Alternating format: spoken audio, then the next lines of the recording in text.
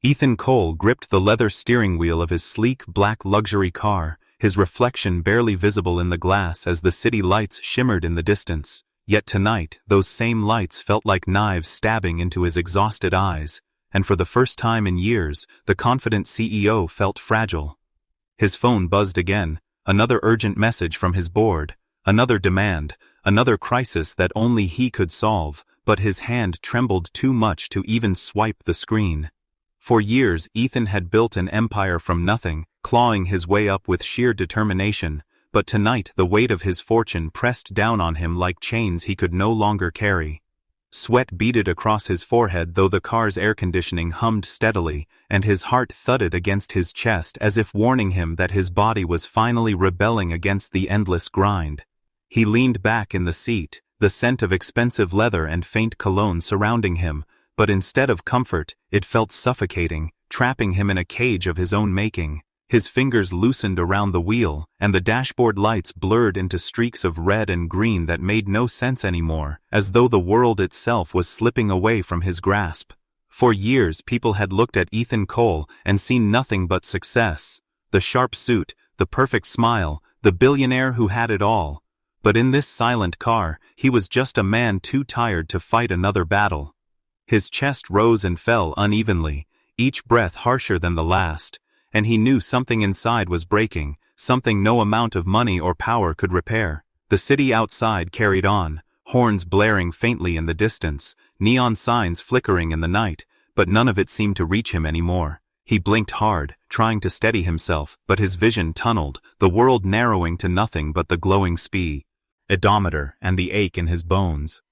His hand reached for the phone lying on the passenger seat, desperate to call someone, anyone. But the screen doubled, then tripled, and slipped further away from his grasp. He whispered a name, though no one was there to hear it. Perhaps a ghost from his past, a memory of someone he wished could sit beside him in this moment of weakness. His throat tightened as loneliness clawed at him, that same loneliness he had drowned in contracts and board meetings, in grand penthouses and empty champagne glasses, but now it rose up with a vengeance. A sharp pain surged through his chest, ripping a gasp from his lips, and his forehead collapsed against the cold steering wheel. The car lurched forward, its silent engine humming as if mocking his helplessness, and the tires rolled slowly into the dark, empty street. Headlights flickered across deserted sidewalks, cutting beams through the night, but there was no one to notice, no one to cry out, no one to stop the inevitable. Ethan's mind drifted somewhere between consciousness and shadow, a place where his empire, his wealth, his reputation, all the things he had fought for, suddenly meant nothing at all. His breathing grew shallow, his fingers slack against the wheel, and the once indestructible CEO looked like nothing more than a fragile soul on the edge of surrender. The car swerved gently, its headlights casting wild shapes against old brick walls and abandoned storefronts, a silent cry for help that echoed into the night. And then, just as the city's silence swallowed his last thread of strength, the question hung in the air like fate itself. Who would notice? The night air carried the faint chill of autumn as the dark street seemed abandoned, until the sound of unsteady tires caught the attention of a little girl walking alone with a paper grocery bag clutched tightly in her arms, her tiny feet hurrying along cracked pavement toward the only home she knew. Lily Parker was just 6 years old, yet her eyes, wide and curious, often carried the weight of someone much older, for life had not spared her innocence from hardship, and tonight would test her in ways she could never have imagined. She froze when she saw headlights cutting jagged patterns against the walls, the car swerving as if no one controlled it, and instinct screamed danger. Her heart thumped against her chest so loudly it drowned out the city's distant hum, and without thinking she dropped the bag, apples tumbling and rolling across the sidewalk like scattered marbles. "Oh no," she whispered, legs already propelling her toward the swerving car, because something inside told her someone was in trouble, and Lily Parker could never turn away from someone in need. The heavy door resisted her small hands at first, but desperation lent her strength, and when it creaked open she gasped at the sight before her. A man slumped against the steering wheel, his face pale, his breathing shallow, his eyes closed as though the world had abandoned him. "Mister, are you okay?" Her trembling voice filled the car's silence, but there was no response, only the faint ticking of the engine and the terrifying roll of the tires pulling them toward the unknown. Fear pressed against her tiny frame, yet something stronger surged in her chest. The echo of her late father's words she carried like a secret shield. Never give up, Lily, even when the world feels bigger than you. She bit her lip, wiped the sweat from her forehead with the back of her sleeve, and made a choice that would change everything. With trembling fingers, she pushed the heavy man's arm enough to squeeze past, her small body climbing onto the seat, her knees barely steady as she struggled to reach the pedals. The leather felt cold beneath her legs, the wheel massive beneath her hands, and her reflection in the glass showed a child who had no business being behind the wheel of a machine, twice the size of her fears. "I can do this," she whispered. Her voice breaking, but determination sparking in her dark eyes. She stretched her legs as far as they would go, barely brushing the brake, her hands slipping against the smooth wheel, yet she refused to let go. The car jolted forward suddenly, and she let out a frightened squeal, gripping harder, the street rushing past in dizzying blurs of shadow and light. Somewhere in her heart a prayer formed, not for herself but for the stranger slumped beside her, because Lily believed in saving others, even when she could barely save herself. The wind whistled through the half-open window, carrying the sound of her ragged breathing, and each second stretched into eternity as she wrestled with fear that threatened to swallow her whole. Her tiny arms shook with the effort, the car jerking left then right, but she forced herself to think of her mother waiting at home, of the lessons her father left behind, of the courage she didn't know she possessed until this very moment. Every heartbeat felt like thunder, every flicker of streetlight painted shadows across her face, yet Lily Parker did not surrender. She straightened her back, clenched her jaw, and fixed her gaze on the dark road ahead, refusing to let the panic in her chest dictate the outcome. Somewhere deep inside, the innocence of childhood met the courage of a lion, and together they carried her forward, a little girl alone in a giant seat, facing a task no one would have believed possible. The car jerked again, a violent tug that sent her nearly tumbling, and her small voice cracked as she cried out, "Hold on, mister, please, just hold on."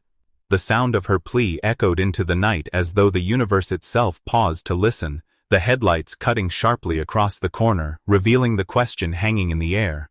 Could this tiny hero control a beast meant for men?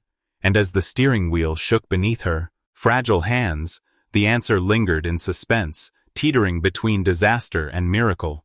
The steering wheel trembled under Lily's tiny hands, every muscle in her arms straining as the heavy car responded to her desperate guidance, and though fear clawed at her throat, a spark of resolve kept her going. The street came alive with sudden chaos, horns blared angrily, headlights flared in blinding streaks, voices shouted from passing cars, but Lily's focus narrowed to the road ahead, her eyes wide with both terror and unshakable determination. Her chest rose and fell in quick, uneven breaths, but she whispered to herself, "I can do this, I have to," as if saying the words could turn her fragile body into something stronger. The steering wheel felt massive, slippery beneath her trembling grip, yet somehow she kept it steady, nudging the car back into the center of the lane while the city roared around her. Neon signs flickered against the windows, painting her face in flashes of color. And for a moment, she thought of her mother at home waiting for groceries that now lay abandoned on the street. But she pushed the thought aside because saving this man mattered more than anything. Her eyes darted to the passenger seat where Ethan lay motionless, his skin pale and lips pressed tightly as if fighting an unseen battle, and her throat tightened with worry. "Hold on, mister," she whispered again, her small voice barely audible over the engine's growl, but filled with a sincerity no adult could fake. The world seemed impossibly large, the car overwhelming, the road endless, yet Lily leaned forward, straining to see, her hair falling across her forehead as sweat trickled down. The cries of angry drivers faded into background noise, drowned by the pounding rhythm of her heartbeat, because all that mattered now was keeping the wheels straight and moving forward.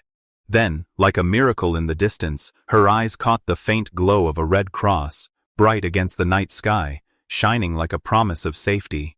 Relief flooded her chest, hot tears gathering at the corners of her eyes, but she blinked them back fiercely. There was no time to cry, not when someone's life depended on her. The closer she drew to that glowing symbol, the more her courage swelled, as though the universe itself was guiding her small hands, lending strength to arms that should have been too weak to control such power. Street lamps blurred past, shadows danced across her cheeks, and every bump in the road rattled her bones, yet she held on, whispering prayers she only half remembered, words her father used to murmur when fear threatened to swallow the night. "Please don't die, please don't die," she whispered, glancing at Ethan's still figure, and her voice cracked, but she forced herself to look forward again because the glowing sign was getting closer. Her knuckles turned white against the wheel, her legs stretched painfully to keep the brake and accelerator balanced, her body trembling with exhaustion, but she refused to give up. Each second stretched longer, every intersection a battlefield she had to survive, and when the hospital building finally appeared at the end of the street, her heart leapt with a mixture of joy and terror. She could almost see the doctors rushing, the bright doors swinging open, the safety that waited just ahead, and she whispered fiercely, "I won't let you die, I promise." But fate was not finished testing her. Just as she approached the glowing entrance, a massive truck rolled into the road ahead, its headlights blinding, its frame blocking her path like a wall. The tires of her car screeched against the pavement, her tiny body jarring forward as she fought to keep control, and her breath caught in her throat. The red cross still glowed in the distance, so close she could almost touch it, yet between her and salvation stood an obstacle larger than her courage had ever imagined. The massive truck groaned forward at last, its engine rumbling.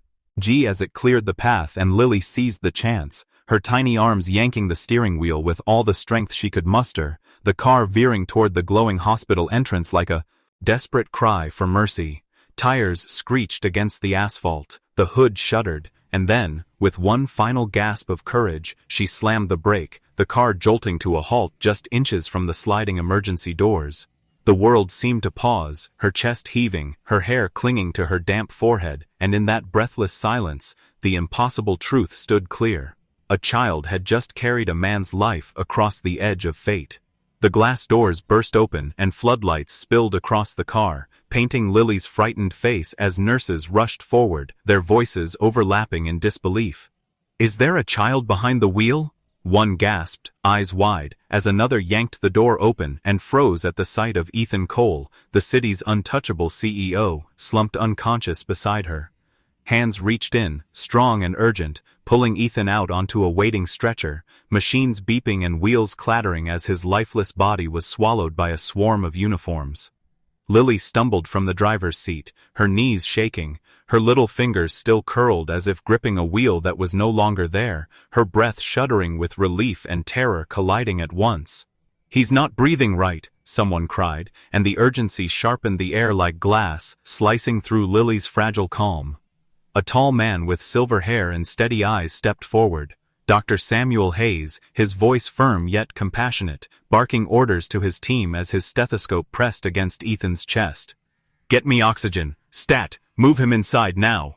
The scene blurred before Lily's eyes, her tiny heart pounding so hard it drowned the world, and she clutched the doorway as the stretcher rolled past, Ethan's head lolling, tubes and wires already being fastened. For a moment she thought he was gone, that her desperate drive had not been enough, and tears stung her eyes with unbearable weight. She ran after them, her small shoes tapping frantically against the cold hospital floor, calling out with a trembling voice, "Please, please save him."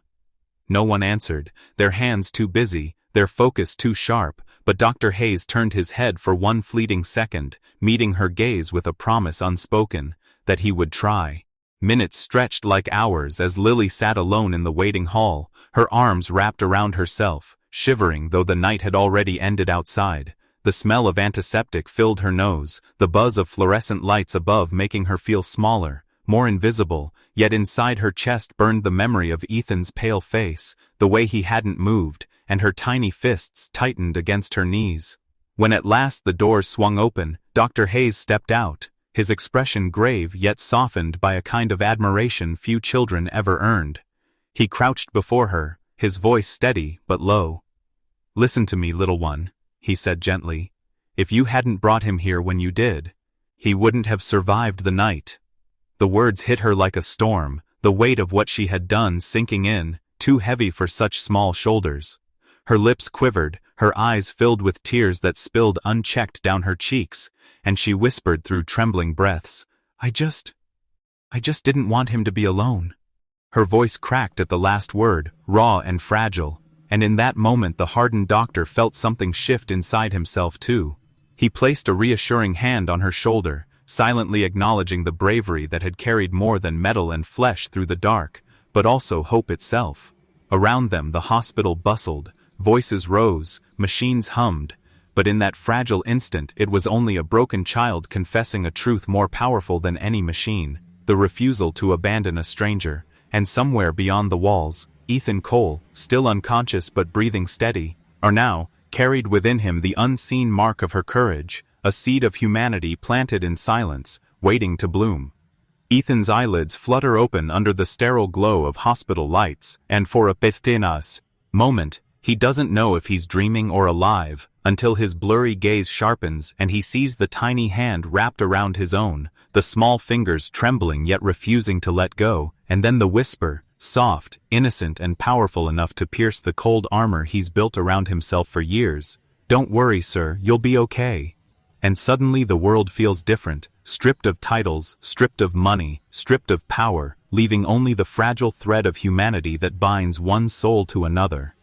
His heart aches, not from exhaustion, but from the unfamiliar warmth of being cared for without an agenda, a kindness so pure it unsettles him, and as his breathing steadies, his eyes trace the worried curve of the little girl's brow, the bravery etched in her gaze far beyond her 6 tender years, and he thinks to himself, this child saved me, not just from death, but from a life that was already hollowing me from within. And just then the hospital doors burst open, hurried footsteps echo against the tile, and Grace Parker appears, face pale from fear, clutching her chest when she sees her daughter sitting beside one of the city's most powerful men, her grocery bag still dangling from one hand, her voice breaking as she calls, "Lily!" before rushing forward, torn between scolding her child for risking so much and clutching her in relief. But before she can speak, Ethan, weak yet resolute, insists on thanking them, his words unsteady but sincere.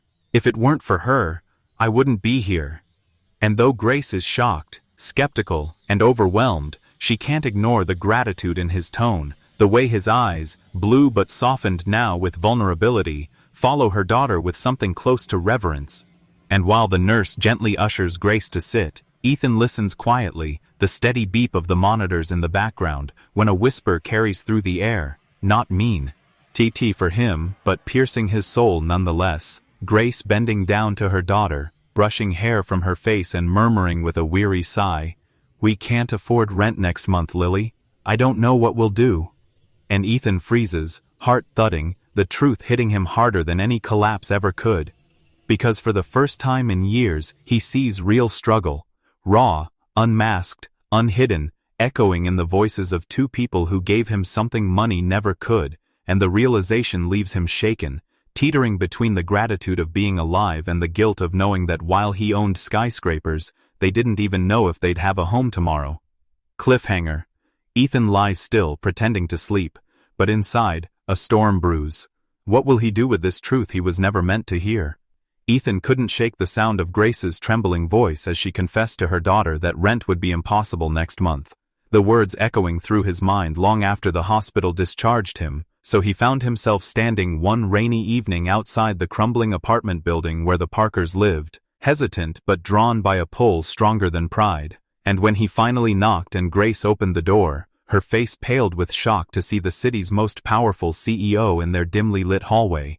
But before she could speak, he caught a glimpse inside, a small room barely held together by peeling paint, one flickering light bulb buzzing weakly in the ceiling, and in the corner, little Lily lay fast asleep curled beneath a frayed blanket, with faded cartoon prints, clutching a threadbare stuffed rabbit.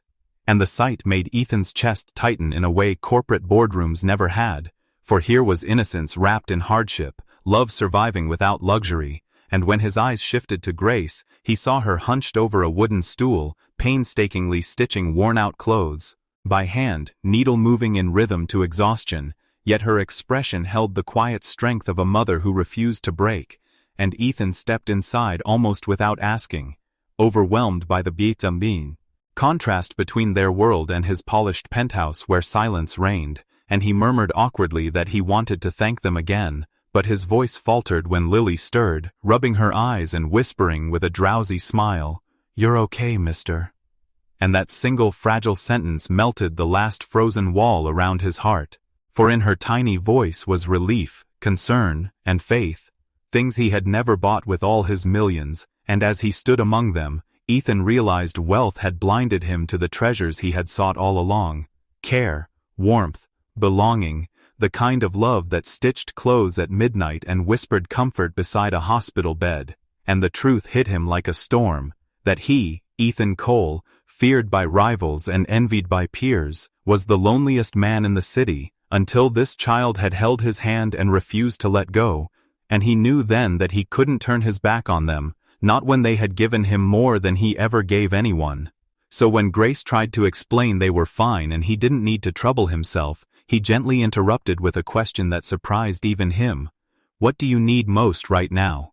And she lowered her gaze, ashamed, whispering about overdue rent, about bills that piled higher than her strength, about how she wished only to give Lily a childhood untouched by constant fear, and her honesty cut deeper than any corporate betrayal. And Ethan promised quietly that he would stand by them, not out of pity, but out of something deeper he couldn't yet name. Though when he returned to his office the next morning, his resolve was met with Richard Grant's cold laughter, the man leaning back in his leather chair and sneering, "So the mighty Ethan Cole wants to play charity case for some poor widow and her brat? Don't ruin your image, Ethan. Investors don't like weakness." And Ethan clenched his fists under the table, torn between and the empire he had built with relentless discipline, and the fragile yet profound connection he had just discovered in that broken apartment. And Richard's words stung, not because they were true, but because they mirrored the selfish man Ethan used to be, the one who measured value in profit margins and dismissed humanity as inefficiency. But as he stared out the window at the skyline he once thought defined success, all he could see was Lily's tiny hands gripping a steering wheel too big for her, and her voice trembling yet fierce. "I can do this." And he realized she had saved not just his life, but his soul, and now he faced the question Richard had mocked. Was he willing to risk his reputation, his empire, even his so-called strength, to embrace the love and humanity he had long denied himself? And though the city buzzed far below, the answer rose in Ethan's chest like dawn breaking through a storm. Yes, for the first time in his life, yes.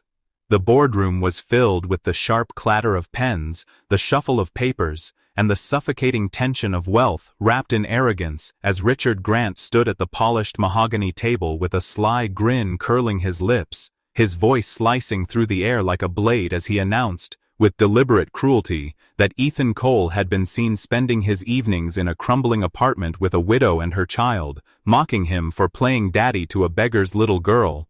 And the words rippled through the room like poison, drawing gasps and muffled laughter from executives who once trembled at Ethan's presence, yet now leaned in with greedy anticipation to witness his humiliation. And though his pulse thundered in his ears, Ethan remained silent at first, staring out the tall glass windows where the city skyline glowed with the hollow promise of power.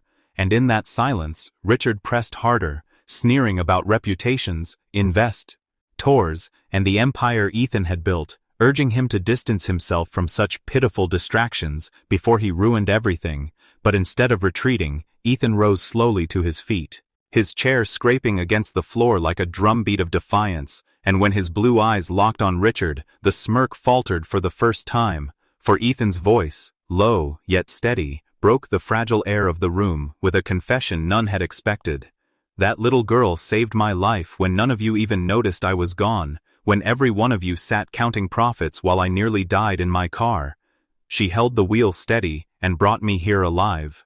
And a hush fell so heavy that even the hum of the air conditioner seemed to vanish, every man and woman at the table frozen by the vulnerability in his tone, for the Ethan they knew had never admitted weakness, never let sentiment touch his iron mask, yet here he was laying bare a truth too raw to ignore. And when Richard scoffed, calling it a fantasy and accusing Ethan of tarnishing his image, Ethan slammed his hand on the table with such force the glasses rattled, his words burning like fire as he declared, If it makes me weak to stand beside the only people who showed me humanity, then I will embrace that weakness with pride, for I would rather be broken with them than empty with all of you."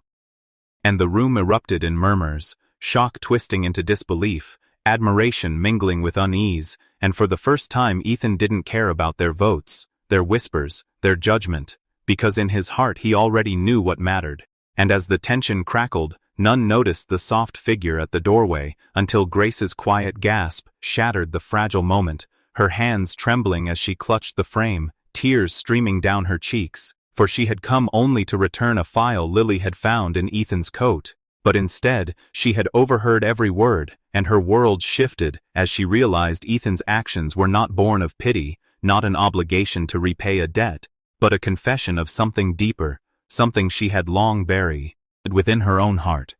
Love, unspoken yet undeniable. And as her tears fell freely, Ethan's eyes met hers across the room, 1,000 unsaid promises passing between them, while Richard, flustered and red with rage, tried to seize back control, barking about votes and power, but the board members were no longer listening, their gazes caught in the electric silence between Ethan and Grace, where truth had finally broken free, and in that breathless moment, the empire Ethan once built on steel and stone began to tremble, not with collapse, but with the foundation of something stronger, humanity, loyalty, and love. And just as the room brimmed with whispers of change, the cliffhanger deepened, for Grace turned away quickly, wiping her tears, unsure if she could allow herself to believe, leaving Ethan staring after her with his heart pounding against the cage of his ribs, knowing the next choice he made would define not only his future, but theirs. The echoes of the boardroom confrontation still lingered in Ethan's mind as he stood at the window of his penthouse days later, watching the city lights blink like hollow jewels. But for the first time, those glittering towers failed to impress him, for he had chosen to step away from Richard's poison, resigning from joint ventures and severing ties with anyone who saw compassion as weakness. And though the business papers screamed of shock and betrayal, Ethan felt lighter, as if shedding chains he had worn too long. So instead of chasing profits, he turned his focus toward Grace and Lily, visiting their apartment not with briefcases of contracts, but with genuine time, patience, and ideas that bloomed into new hope. And it was Grace who hesitated at first, insisting she didn't want charity, her dignity stronger than her struggles, but Ethan respected her pride, offering not gifts but partnership, helping her secure a small shop with bright windows where she could stitch clothes not in the shadows of midnight but under the golden light of possibility. And soon Grace's fingers danced across fabric, not with exhaustion but with quiet joy, her sewing business blossoming as neighbors admired her skill, and Lily skipped around the store laughing, her voice sweeter than the hum of any machine, her presence filling every corner with warmth. And Ethan found himself drawn into their lives like a man starved for air discovering breath, each evening replacing the cold silence of his penthouse with the chatter of a little girl asking endless questions about the world.